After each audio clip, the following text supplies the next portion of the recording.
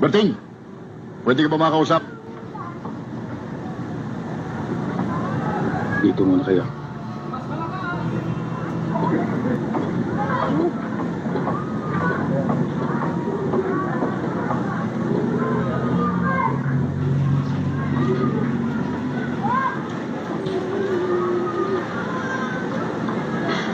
Ikaw pala si Berting.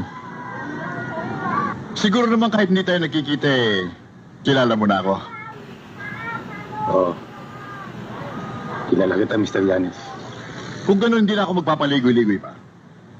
Nung kailan sinabi ko kay Kiko na kausapin ka, sapagkat gusto ko makasama ka namin Pero nangyari, ininsulto mo na ako, sinulsunan mo pa yung mga taga-pier para kalabanin ako. Kailanman na hindi ako nalulsol.